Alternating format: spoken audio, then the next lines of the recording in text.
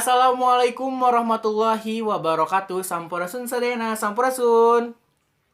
Rampet. Oke, seperti biasa, budayakan menonton sebelum berkomentar. Ahoy! Oke teman-teman semua, baik lagi nih ya di Buruan Ngabuburit di Rumah Juan.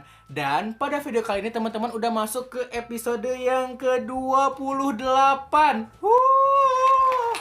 Tinggal 2 episode lagi teman-teman.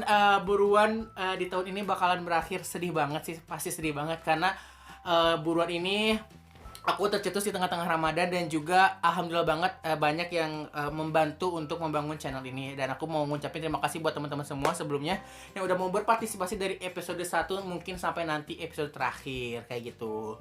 Dan pada video kali ini teman-teman aku langsung banget udah kedatangan salah satu narasumber atau juga bintang tamu gitu ya. Ini udah jauh-jauh gitu dari Tangerang kan ya, ini emang agak susah juga dihubunginnya kan karena melewati tol Jakarta Cikampek gitu pokoknya. Nggak jadi panggil, ini dia. Halo Kang Fafa. Halo semua. Assalamualaikum. Waalaikumsalam. Kang Fafa gimana kabarnya, sehat? Alhamdulillah sehat. Alhamdulillah. Dan gimana kabarnya? alhamdulillah sehat. Dan Kang Fafa sekarang posisi di Tangerang kan, di rumah saja ya? Ya, Tangerang Selatan tepatnya. Oh. Baik. Terima kasih loh ya. Itu emang harus banget ya titel selatan itu ya, karena emang beda gitu ya. Oke, nih ya, seperti biasa, seperti episode-episode sebelumnya, for your information gitu ya. Jadi Kang Fafa ini adalah salah satu cutting aku di IP dan alhamdulillah dia juga udah lulus 3,5 tahun. Mantap. Jadi aku sekarang manggilnya Bapak Fafa SIP. Ya. Nah, Kang Fafa tuh jadi awalnya tuh aku tuh tahu dari, jadi di IP tuh ada yang namanya OSJUR, ospek jurusan, namanya prototipe. Nah, Kang Fafa tuh adalah pembimbing kelompok tuh Fasil aku di kelompok aku kan. Resleting, kalau rusak bahaya. Weh, masih inget ya tagline-nya ya. Teman-teman kelompok 7 boleh nanti ya yang mau kangen-kangenan nonton video ini. Terus udah gitu dan hubungan aku sama Kang Fafa nggak berhenti di situ. Hubungan aku berkelanjutan karena aku banyak banget butuhnya ke Kang Fafa, dari mulai pinjem buku, terus nanya soal tugas, minta contoh tugas, pokoknya banyak banget sampai pokoknya udah itu nggak usah disebutin sih itu mah. Pokoknya banyak banget Kang Fafa udah bantu aku di bidang akademik ini selama di perkuliahan, dan aku mau ngucapin terima kasih banyak ya Kang. Ya, sama-sama Ju.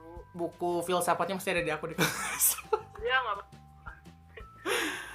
Oke, Kang Fafa nih ya, selama di rumah aja, apa sih yang Kang Fafa lakuin selama di rumah aja ini? Kalau selama di rumah ini, aku kan sekarang kan lagi pandemi virus COVID-19 Ju.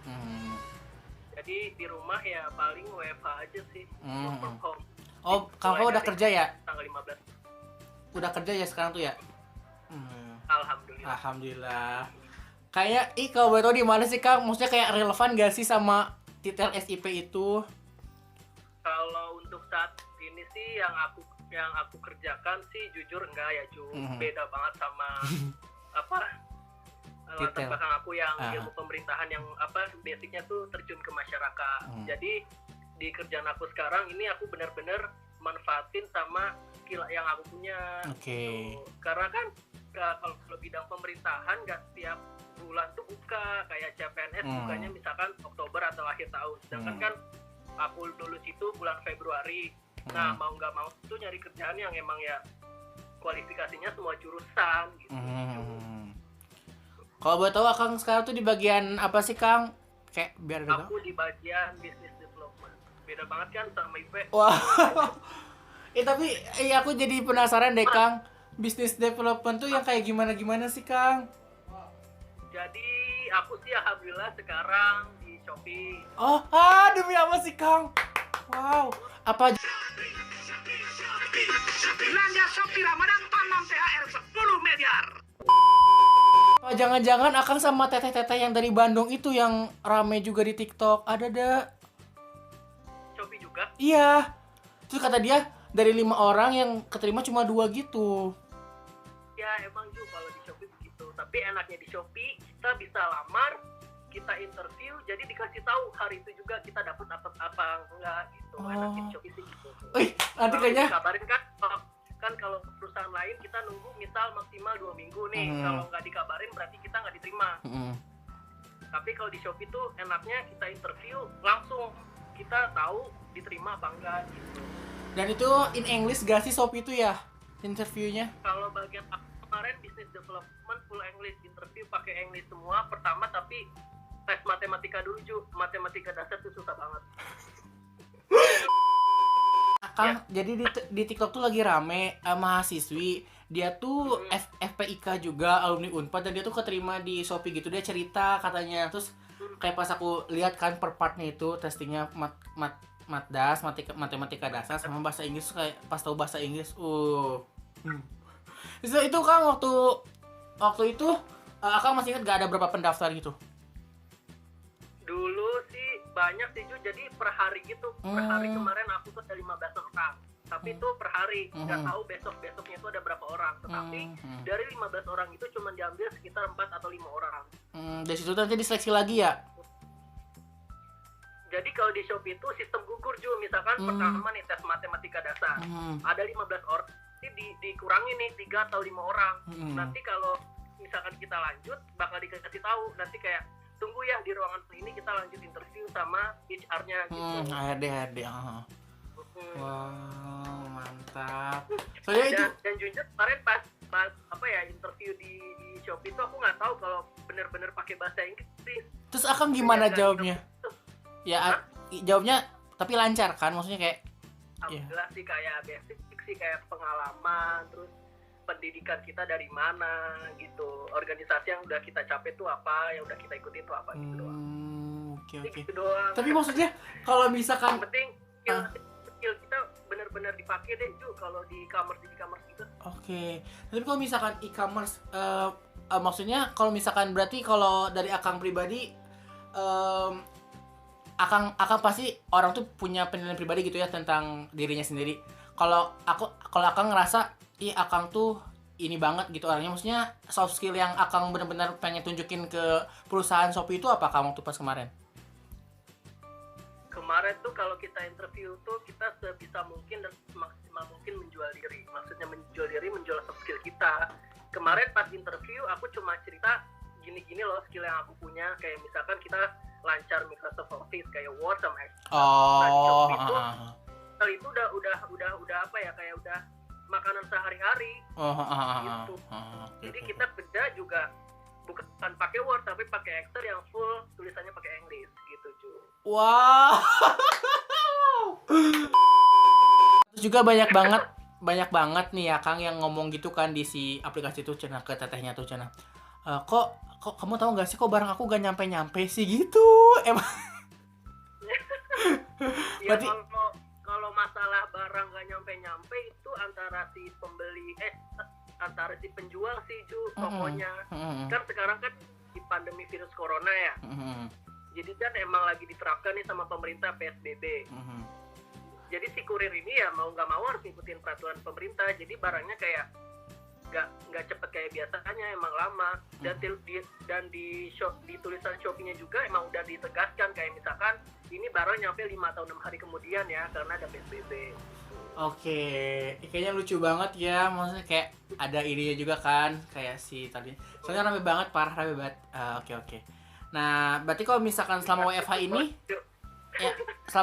ini, masih lancar kerja, masih jalan kerja. WFH sih masih lancar, alhamdulillah.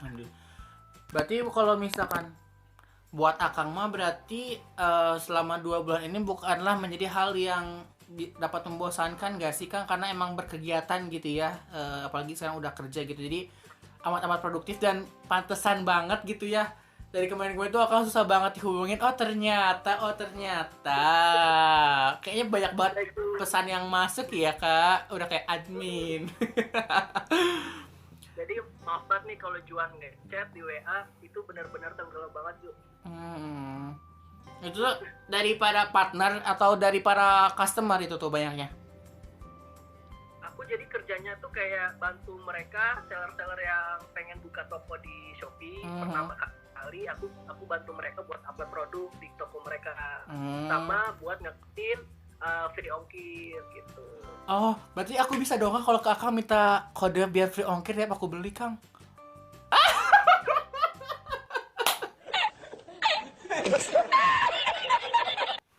Kang, aku sebenarnya nanti kayaknya harus bikin part selanjutnya atau enggak kayak khusus gitu Kang. Aku kayaknya pengen tanya-tanya banyak tentang Shopee deh Kang. Ngomong-ngomong soal Shopee, aku kemarin tuh baru beli gitu satu barang di Shopee pipi. Itu apa Jun? Jadi,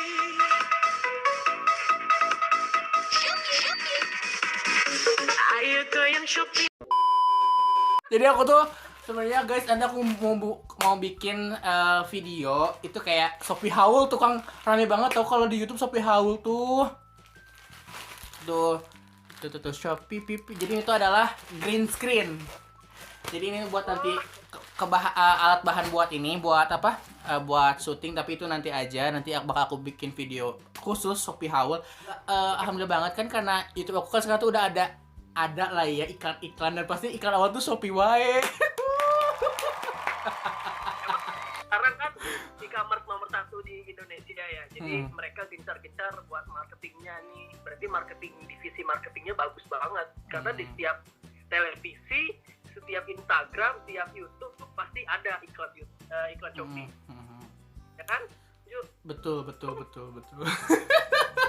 Makanya seru banget sih, tapi nanti kayaknya kita harus ngobrol banyak. Tapi cepet lamar di Shopee.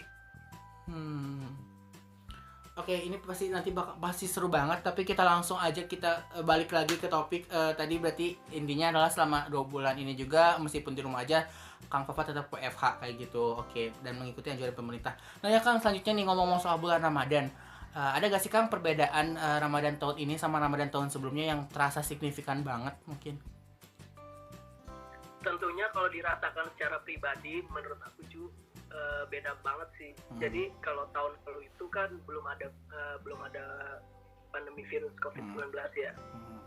Jadi kayak misalkan di grup-grup WA atau online tuh teman-teman pada ngajakin, "Fa bukber yuk gitu. Tapi kalau tahun ini bener-bener nggak ada satupun teman-teman atau orang yang ngajakin "Fa bukber yuk". Jadi kayak ngerasa Ramadan tahun ini tuh kayak kita jalanin ya udah jalanin aja, tiba-tiba udah pengen habis gitu. Iya bener, sekarang tuh udah hari keberapa ya? Baru kemarin, wah ini Ramadan hari pertama, ngapain ya kita juga di rumah doang, nggak ngapa-ngapain, tapi kenapa Ramadan tuh cepet banget kerasanya. Padahal kalau kita di rumah, biasanya nunggu waktu tuh lama. Iya. Nah itu aku juga rasain itu sih Kang, bener-bener banget. Dan mungkin ditambah kalau Ramadan tahun lalu Akang masih titel mahasiswa ya kan, sekarang udah SIP. Mungkin sebelum nanti lanjut ini ke pertanyaan selanjutnya, mungkin kayak aku pengen nanya nih, ngomong soal lulus 3,5 tahun, apa sih Kang tipsnya lulus 3,5 tahun?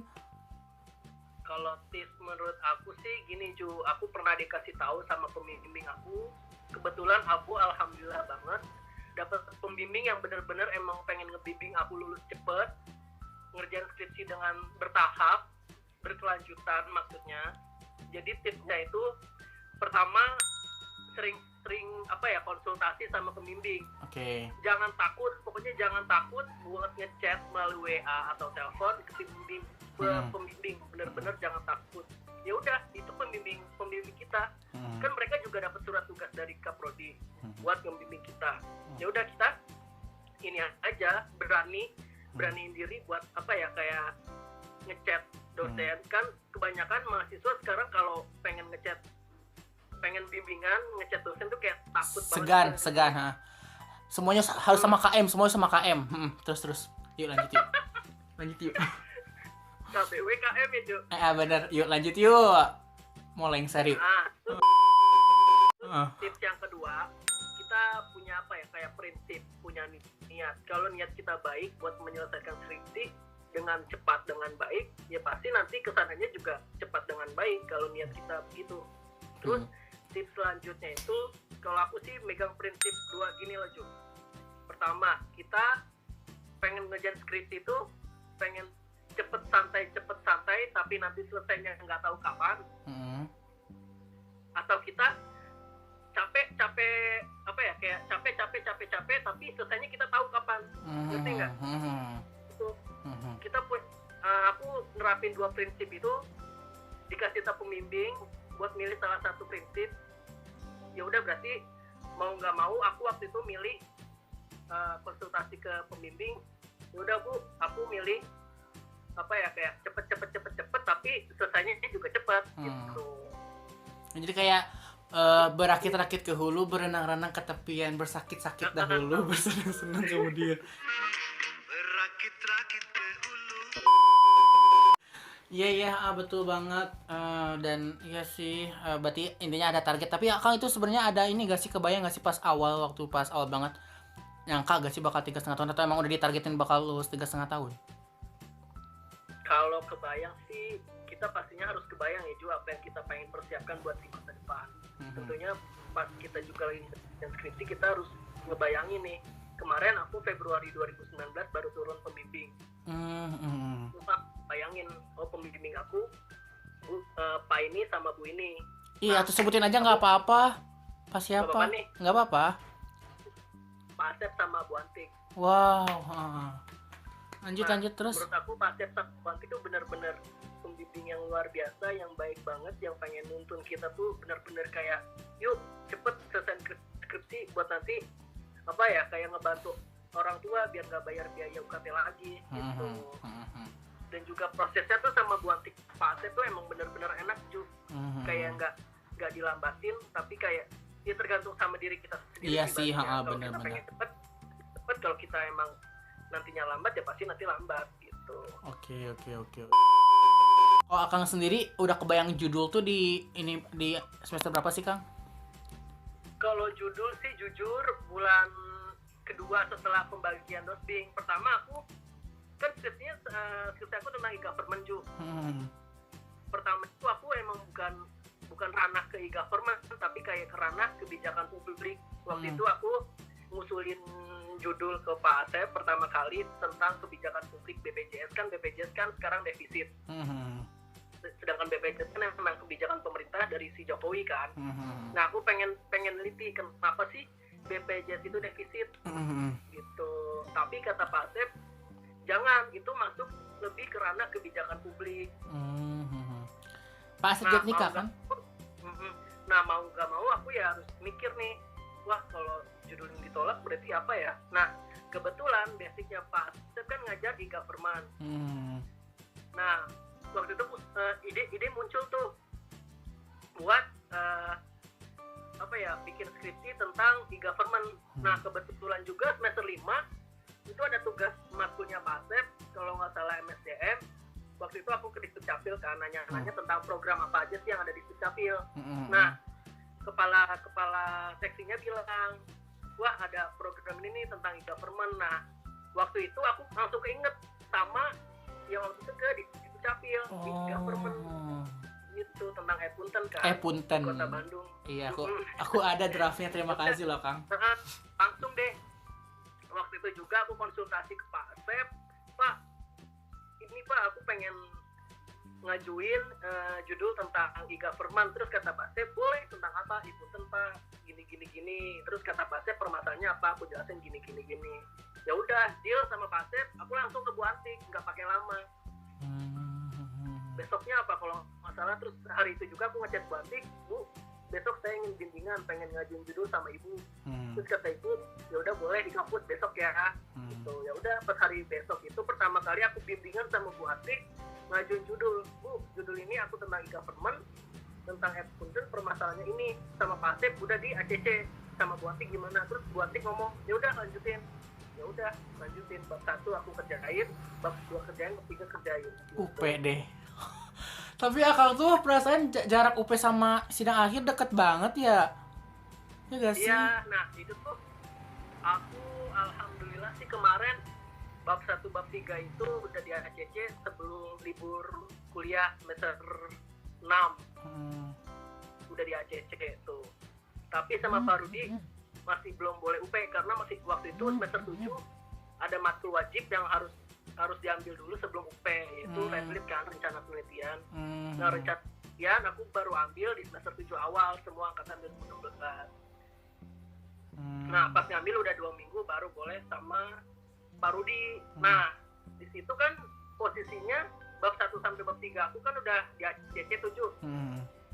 Nah, aku nggak mau buang-buang waktu, aku langsung bikin surat penelitian divisif, langsung aku sebar ke semua instansi yang aku perluin gitu. Jadi sebelum UP kan UP Oktober tanggal 1. Nah, sebelum Oktober itu aku udah nyebar kayak surat izin penelitian di semua instansi yang aku perluin. Dan habis UP besoknya ya udah aku tinggal, Bu, Pak, aku pengen wawancara, ini surat penelitiannya udah gitu. Oke. Nah, aku jadi tercerahkan sih. Berarti akan juga maksudnya kalau semester 4 mah aman lah ya kalau belum ke gambar judul ya. Kalau semester 4 mah belum kepikiran skripsi sih juga, kayak paling ngembangin diri di kampus. Aku baru bikin file skripsi Juan, bismillah isinya kosong. Iya, nggak apa-apa Ju, dari sekarang aja nggak apa-apa, malah bakal soalnya belum tahu juga minat kayak itunya kemana. Tapi pas kemarin sempat magang tuh katanya, Juan nanti kalau misalkan kebetulan saya juga kan ada alumni SIP kan waktu tempat aku magang tuh, Juan kalau mau skripsinya di sini aja, nanti dibantu. Tapi aku tuh masih kayak mikir gitu loh, apa ya topiknya, nggak tahu sih, mudah-mudahan lah ya. Berarti nanti kalau misalkan next kalau aku ada apa-apa ya Kang, aku konsul ya. Gak apa-apa sih, let respon juga nggak apa-apa, paham. Tapi aku kayaknya bakal tanya banyak sih nanti ya ketika mulai nyusun. Aduh masih semester 4. Oke, tuh kan bener kan kataku juga nggak 10 menit kan. Kalau keasikan tuh lihat udah mau setengah jam. Oke. santai. Terus Lagi libur, lagi gabut juga. Oke. Ngomong-ngomong, berarti kan tahun kemarin masih jadi calon mahasiswa ya Kang. Kita balik lagi ke topik. Apa sih yang ada gak sih kan yang akan kangenin di Jatinangor? Kalau kangen sih banyak sih Ju. Dimulai dari kita di kosan, suasana kosan sama suasana rumah tuh beda banget. Jadi kangen banget suasana kosan tuh. Kedua, suasana ya di Jatinangor sendiri, karena kan aku di sana dari tahun 2016. 4 tahun ya. Jadi kayak gitu suasananya, kayak pengen kesana banget sekarang, tapi kan lagi ada pandemi. Jadi bener-bener kayak ngeliatin story-story yang ini aja, yang sebelumnya di Instagram. Oh. Oke. Kangen sama teman-teman 2016, teman-teman organisasi semuanya, terus teman-teman deket lah gitu. Oke. Terus sekarang cuma bisa ngeliat foto doang kan, nggak bisa ngeliatin langsung. Apalagi sekarang angkatan 2016 udah pada mencar semua. Iya. Udah pada sibuk sama nyiapin buat masa depannya masing-masing gitu sih Ju. Komunikasi juga kita paling ya komunikasi say hi doang, karena kan kita tahu kesibukan orang-orang kan beda-beda. Dan kemudian juga sih ada beberapa cutting 16 kan yang akhirnya sidang akhirnya di rumah ya kan, dirumahkan sih. Sama sih Ju, kesian juga temen-temen yang kayak penelitiannya tuh nggak langsung gitu. Iya, benar, ada juga. Kepikiran aja gitu gimana ya mereka gitu. Tapi nggak apa-apa sih, hikmahnya pasti dapat buat mereka gitu. Oke. Semangatin gitu. Oke, nah kan ini karena udah emang gak kerasa ya kita ngobrol banyak banget. Padahal tadi masih seputar, maksudnya belum terlalu banyak sih tadi masih seputar itu, tapi keasikan jadi merambah kemana-mana. Mungkin di akhir segmen Kang, dari aku adalah ada gak sih Kang harapan ataupun doa dari Akang untuk Indonesia di tengah pandemi COVID-19 ini? Ya buat harapan Indonesia sih sekarang kan lagi pandemi, semua orang kan kayak dikurung, tanda kutip dikurung, nggak boleh kemana-mana. Jadi ya sekarang waktunya manusia untuk muhasabah diri, kayak apa sih yang udah kita perbuat buat Indonesia, khususnya buat diri kita sendiri. Terus apa sih hikmah di balik ini semua? Contohnya kan kita bisa kayak bisa punya waktu lama buat keluarga, karena sebelum pandemi virus corona kan kita kayak jarang kumpul sama keluarga, sibuk organisasi, rapat, terus ya siapa tahu aja lah vaksin segera ditemukan terus corona langsung hilang kan. Jadi semua butuh ada waktunya sih Bu. Iya betul banget, amin. Karena emang di rumah udah bosan banget nggak sih Ju? Iya sih bosan, apalagi Siklus kehidupan dari bangun tidur sampai tidur lagi gitu doang. tapi bentar ngomong-ngomong bosan, aku nggak bosan loh, aku produktif loh, di rumah produktif loh aku. Oke Kang Fapo, terima kasih banyak nih ya. Aduh, sorry banget udah ganggu waktunya nih ya di tengah kesibukannya, dan juga aku juga mau nitip jaga kesehatan, dan juga salam buat keluarga di rumah ya Kang. Oke, teman-teman semua, kita berakhir di sini. Mungkin nanti kalau teman-teman masih ada yang kepo kira-kira aku mau bikin apa lagi sama Kang Fapo, boleh aja langsung tulis komentar di bawah. Jangan lupa untuk klik tombol like, comment, and subscribe, dan juga jangan lupa untuk share ke teman-teman yang lain. Oke teman-teman, sampai berjumpa lagi di episode buruan berikutnya. Dadah!